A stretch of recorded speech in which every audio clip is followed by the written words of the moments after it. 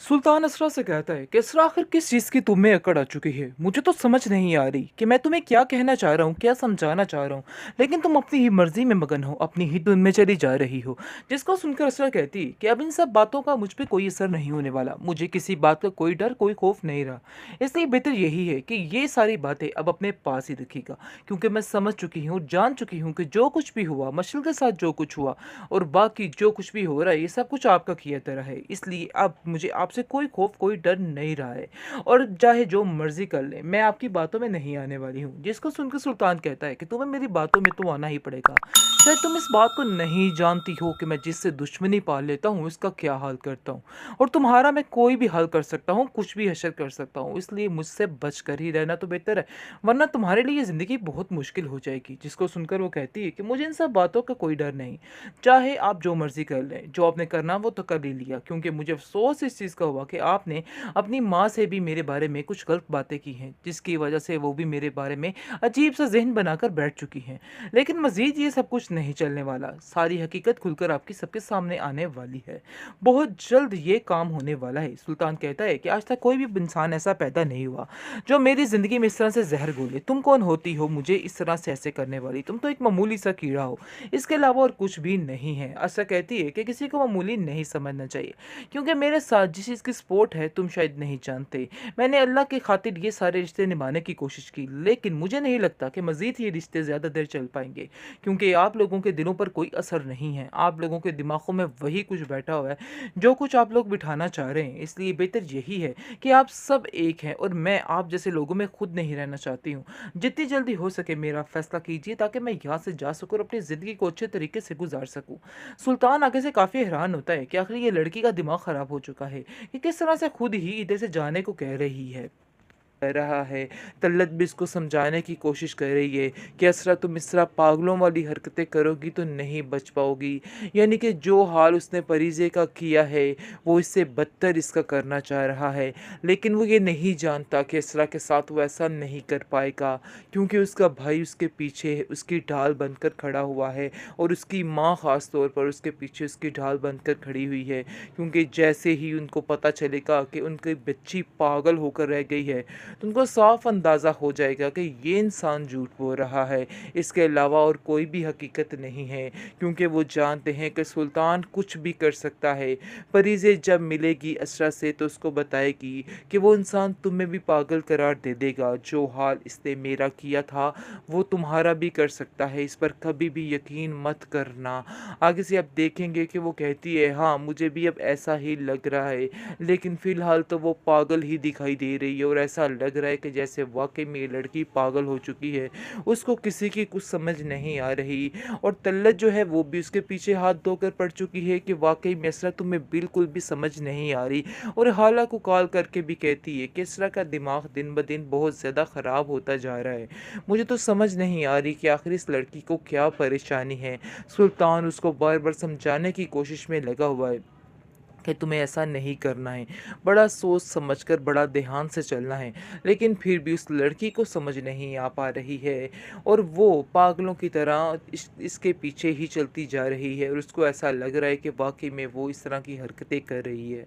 लेकिन मज़ीद पागल होने से पहले ही परिजे इसको मिल जाएगी और सारे राज उगल देगी, और बताएगी कि क्या क्या अजियत से इस सुल्तान ने उसको गुजारा है।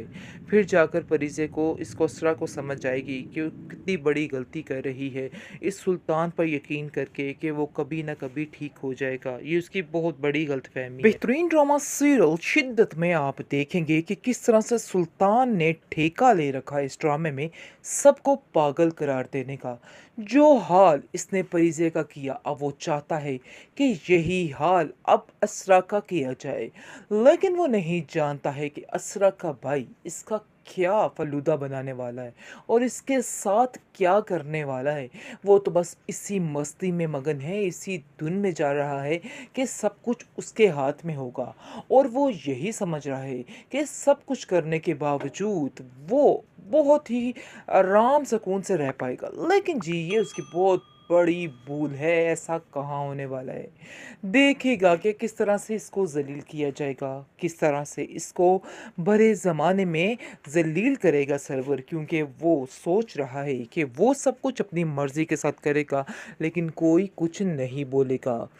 ये गलतफ़हमी उसको हर वक़्त मुब्तला करके रखती है इस बात में, और वो प्लानिंग करने लग जाता है कि वो किस तरीके से असरा को पागल करार दे। बातों-बातों में उसको ज़लील करने की कोशिश, बातों-बातों पर उस पर इल्ज़ामात कि उसको कुछ समझ नहीं आती किसी बात की, और वो बात करके भूल जाती है। तलत कहती है, वैसे मुझे तो ऐसा कुछ भी उसमें नज़र नहीं आया। मैंने तो जब भी उसको पाया बहुत ही समझदार लड़की पाया है। घर के सारे काम वो इतने अच्छे तरीके से कर रही है, लेकिन सुल्तान तुम उसको कैसे पागल कह सकते हो? आगे से वो कहता है कि मैंने ये थोड़ा कहा, मैं तो बस कह रहा हूँ कि इसको ज़रा डॉक्टर को चेक करवाइए, क्योंकि ये मुझे दिन ब दिन नीम पागल लग रही है और इसका इलाज बहुत ज़रूरी है।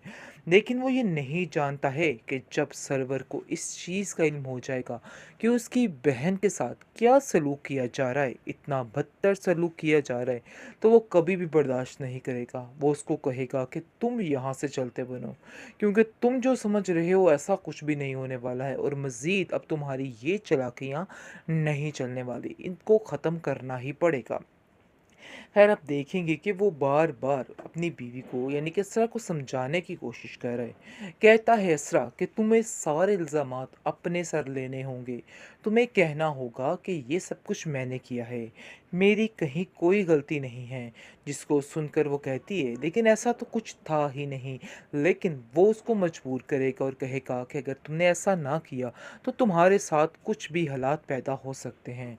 अगर तुम्हें इस चीज़ का अंदाज़ा नहीं है तो कर लो, क्योंकि ऐसा तुम्हारा करना तुम्हारी ज़िंदगी में तुम्हारे लिए बिल्कुल भी ठीक नहीं है, और मैं नहीं चाहता कि मैं बुरे तरीके से तुम्हें यहाँ से निकालूं। लेकिन असरा इस कदर बेवकूफ़ लड़की बनती जा रही है दिन ब दिन कि उसको कुछ भी समझ नहीं आ रहा, और वो समझ रही है कि बस उसे जो कहा जा रहा है, जो किया जा रहा है, वही कुछ करना है। उसके दिमाग में और कुछ भी नहीं आ पा रहा है। काफ़ी परेशान हो चुकी है बेचारी, लेकिन सुल्तान की बातों पर लगना चाहती है, और सोच रही है कि ये जो कह रहा है बिल्कुल ठीक है, और वाकई में वो अपने आप को पागल महसूस करने लग जाती है। लेकिन आप देखेंगे कि हालत उसको यकीन दिलाती है और कहती है कि नहीं भाभी, आप ऐसा कैसे सोच सकती हैं? आप बिल्कुल नॉर्मल हैं और आपको परेशान होने की कोई भी ज़रूरत नहीं है। जो कुछ हो रहा है सब कुछ गलत है। जिसको सुनकर वो कहती है, लेकिन मुझे तो यही बताया जा रहा है कि मेरा दिमाग काम नहीं कर रहा। आगे से वो कहती है कि आपको कोई भी बात सुल्तान भाई की सुनने की ज़रूरत नहीं है, क्योंकि वो हमेशा से आपके ख़िलाफ़ थे और ख़िलाफ़ रहेंगे, और वो अपनी मनमानी करने के लिए कुछ भी कर सकते हैं। इसलिए अपने दिल में कभी भी इस तरह की कोई बात मत लेके आइएगा। यानी कि वो पूरे तरीके से असरा को तसल्ली देती हुई नज़र आ रही है, और उसको कहती है कि तुम्हें बिल्कुल भी परेशान होने की ज़रूरत नहीं है। मैं तुम्हारा सारी बातों में यानी कि देने के लिए तैयार हूँ, साथ देने के लिए।